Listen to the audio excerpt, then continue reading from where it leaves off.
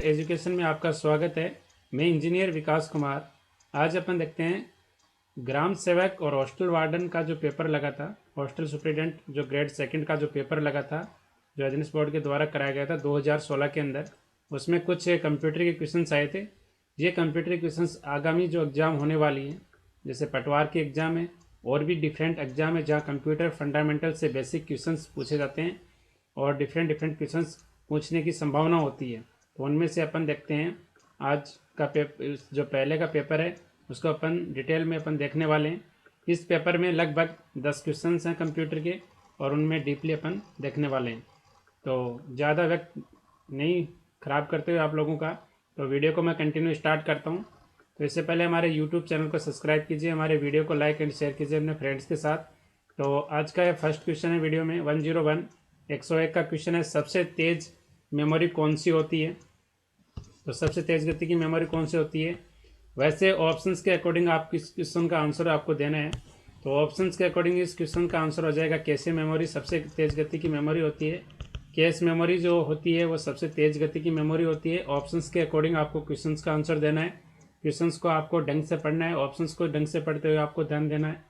अगर इसी ऑप्शन में से अगर यहाँ पे CD रोम की जगह डाल देता रजिस्टर, तो रजिस्टर सबसे तेज़ गति की मेमोरी होती है।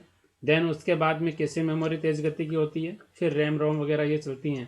ठीक है, तो आपको सबसे तेज़ गति की मेमोरी इस ऑप्शंस के अकॉर्डिंग कैश मेमोरी होती है। अगर ऑप्शंस में कैश मेमोरी नहीं होता है, रजिस्टर होता है, तो रजिस्टर सबसे तेज़ गति की मेमोरी होती है। ठीक है, जो मेमोरी, एक कंसेप्ट आप लोगों को यहाँ पे डिस्कस कर देता हूँ।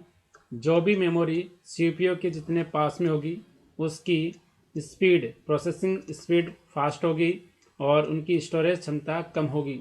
तो CPU के सबसे नज़दीक होता है रजिस्टर, उसके बाद में वहाँ पे कैशे मेमोरी होता है जो फास्ट एक्सेस कराने के कार्य करती है, और उसके बाद में प्राइमरी मेमोरी रैम रोम वगैरह होती हैं। देन उसके बाद में सेकेंडरी स्टोरेज डिवाइस जो अपनी हार्ड डिस्क, DVD, CD ये होती हैं सारी सेकेंडरी स्टोरेज डिवाइसेस। तो मेमोरी की कंसेप्ट मैंने मेरी यूट्यूब में अवेलेबल है चैनल पे वीडियो। मेरा यूट्यूब चैनल का नाम है कंप्यूटर एजुकेशन बाय इंजीनियर विकास कुमार। आप यूट्यूब में सर्च करना और वीडियो अवेलेबल है, तो मेमोरी कंसेप्ट में आप देखना। कई बार फुल फॉर्म यहाँ पे पूछा जाता है। CD रोम की फुल फॉर्म क्या होती है, compact disc read only memories की फुल फॉर्म होती है। ठीक है, डिफरेंट प्रकार की जैसे CD, DVD, तो DVD की भी यहाँ पे पूछा जाता है full form. Digital versatile disc इसकी फुल फॉर्म होती है, या डिजिटल वीडियो डिस्क भी अपन बोलते हैं DVD को। एक होता है BRD होता है, ब्लू रे डिस्क होता है। इनकी डिफरेंट स्टोरेज क्षमता होती हैं, तो आपको ध्यान में रखना है। CD की तो 650 MB से लेके 700 MB तक होता है, और DVD की होती है 4.7 GB से लेके लगभग 17 GB के आसपास होता है। और जो BRD की होती है तो उनकी 25 GB से लगभग 50 GB तक होती है स्टोरेज क्षमता उनकी। ठीक है, तो आप ध्यान में रखना इस चीज़ के कंसेप्ट में, आपको ध्यान में रखते हो करना। और हार्ड डिस्क की क्या होती हैं, वर्तमान में 1 TB की हार्ड डिस्क मार्केट में अवेलेबल है, तो 1 TB से ऊपर भी आती हैं हार्ड डिस्क। ठीक है, और इनकी स्टोरेज क्षमता भी होती हैं।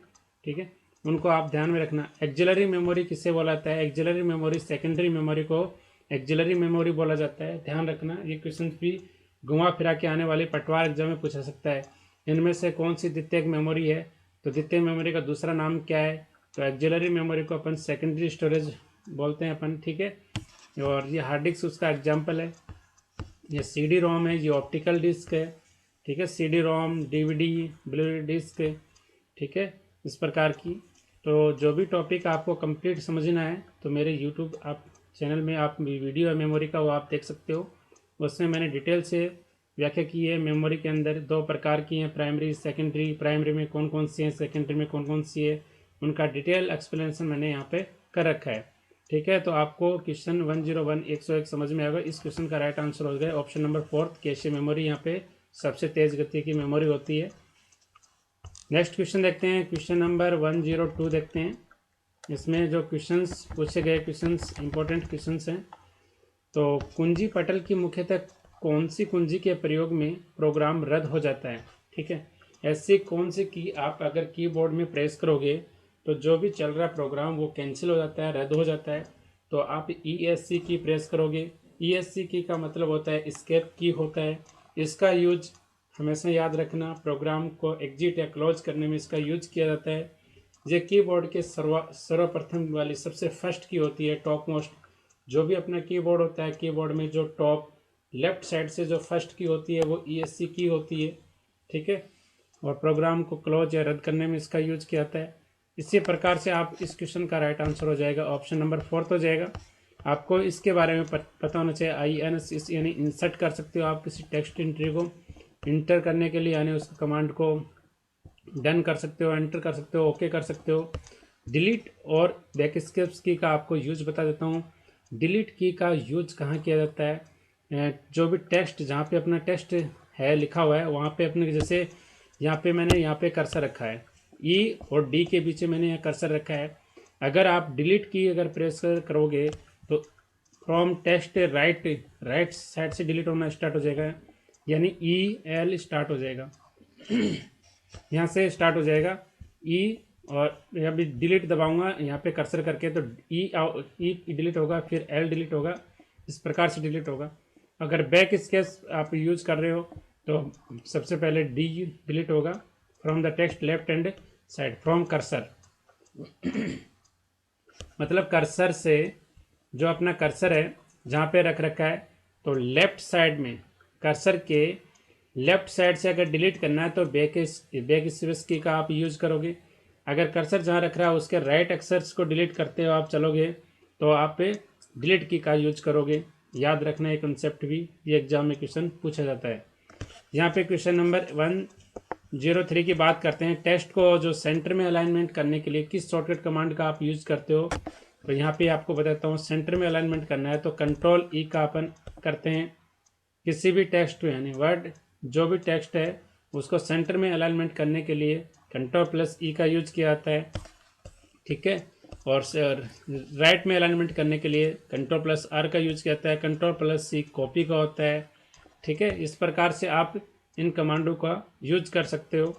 अगला क्वेश्चन अपन देखते हैं 104 यानी 104 नंबर का क्वेश्चन अपन देखते हैं।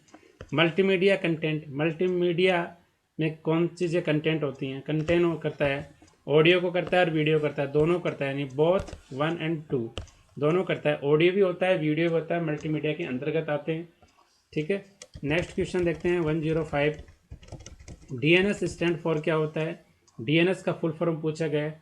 DNS के कई बार बुक में, अदर बुक में, अदर कंपटीशन एग्जाम में कई बार अगर दोनों ऑप्शन सेम एक जगह पे अवेलेबल नहीं होते हैं। DNS का फुल फॉर्म होता है डोमेन नेम सिस्टम भी बोलते हैं, और डोमेन नेम सर्वर भी होता है। तो जहाँ पे यहाँ पे क्या दे रखा है आपको, डोमेन नेम सिस्टम दे रखा है, तो ये डोमेन नेम सिस्टम इसका फुल फॉर्म हो जाएगा। तो यहाँ पे ऑप्शन नंबर बी इस क्वेश्चन का राइट आंसर हो जाएगा। डोमेन नेम सिस्टम इसका यहाँ पे फुल फॉर्म दे रखा है, तो यहाँ पे इसका सही आंसर हो जाएगा। अगर ये ऑप्शन में नहीं मिलता है तो डोमेन नेम सर्वर मिलता है। दोनों ऑप्शन कभी भी एक साथ आपको नहीं मिलेंगे किसी भी कंपटीशन एग्जाम आप देते हो जहाँ पे DNS की फुल फॉर्म पूछा जाता है, ठीक है। आप लोगों को समझ में अगर DNS की अगर व्याख्या की जाए तो डिटेल में बहुत थोड़ा सा कंसेप्ट अलग होता है। IP एड्रेस के रूप में, DNS के रूप में, किस चीज़ को होस्ट करता है, किस चीज़ को ऑटोमेटिक कॉन्फ़िगरेशन करता है, इस चीज़ के प्रोसेस में कौन कौन से इसके IP स्टैंडर्ड होते हैं, ये अलग थोड़ा आउट ऑफ सिलेबस से आपको चला जाएगा थोड़ा अपर लेवल में। तो आपको बेसिकली DNS के बारे में यहीं तक आपको क्वेश्चंस पूछे जाते हैं, चाहे पटवार लेवल, चाहे LDC, हाई कोर्ट, चाहे किसी प्रकार की एग्जाम होती है जहाँ पे कंप्यूटर के बेसिक फंडामेंटल से अगर क्वेश्चंस आते हैं तो वहाँ पे आप लोगों को इस प्रकार से बेसिक क्वेश्चंस पूछे जाएंगे। क्वेश्चन नंबर 106 यानी क्वेश्चन नंबर 106 की तरफ अपन बढ़ते हैं। इस प्रकार के क्वेश्चंस एग्जाम में हमेशा आपको अवेलेबल होते हैं। जैसे 1 किलोबाइट में किसके इक्वल होता है, तो 1024 जो अपनी बिट होती है 1024 होता है, ठीक है। यहाँ पे 1024 बिट इक्वल होता है 1 किलोबाइट, याद रखना है यहाँ पे, ठीक है। और ये बेसिक एक कंसेप्ट आपको बताता हूँ कि 8 बिट बराबर क्या होता है, 1 बाइट होता है, और 4 बिट बराबर क्या होता है, 1 निबल होता है। यहाँ पे आपको समझ में आया होगा। बिट बोलते हैं 01 को बिट बोला जाता है। 1024 बिट को बराबर 1 किलो बाइट होता है, और 1024 किलो बाइट जो होती है अपना, उसको अपन बोलते हैं 1 MB बोलते हैं। और 1024 MB बराबर 1 GB, फिर 1024 GB बराबर 1 TB। इस प्रकार से इसका डेटा का क्रम होता है, इसको आपको याद रखना है, ठीक है। 1 किलोबाइट के तुल्य आपने पूछा गया है तो 1024 अपनी बिट्स होती हैं, ठीक है। और एक निबल के इक्वल क्या होता है, क्वेश्चन नंबर 107 आप देखना, एक निबल के इक्वल क्या होता है, 4 बिट बराबर एक निबल होता है। तो इस क्वेश्चन का ऑप्शन नंबर 1 आ जाएगा, राइट। 107 में 1, ठीक है। अब नेक्स्ट क्वेश्चन देखते हैं, 108 नंबर का क्वेश्चन है अपना, highest capacity of the storage are. तो इसमें इन दिए गए ऑप्शंस के अकॉर्डिंग हाईएस्ट कैपेसिटी स्टोरेज करने की कौन सी है, तो योटाबाइट है, ठीक है। यहाँ पे योटाबाइट इसका राइट आंसर हो जाएगा, योटाबाइट। इससे भी हाई कैपेसिटी में यहाँ पे आ गई हैं अभी वर्तमान में, मतलब डेवलप हो चुकी हैं योटाबाइट से भी आगे स्टोरेज कैपेसिटी के अंदर। तो उनको आप क्रम को पूरे को ध्यान में रखना आपको। क्वेश्चन नंबर आप देखते हैं नेक्स्ट है 109 देखते हैं कि मॉडेम की स्पीड किस में मापी जाती है। The speed of modem is measured in which unit. तो मॉडेम के बारे में यहाँ से थोड़ा डिटेल में बताता हूँ। मॉडेम की फुल फॉर्म मॉड्यूलेटर डीमॉड्यूलेटर होती है। इसकी स्पीड किस में नापी जाती है, बीट्स पर सेकंड में नापी जाती है। तो इसका यहाँ पे फुल फॉर्म बता दिया मैंने, बीपीएस का मतलब बीट्स पर सेकंड में मापी जाती है, स्पीड को मेजर की जाती है। मॉड्यूलेटर डीमॉड्यूलेटर इसका फुल फॉर्म होता है।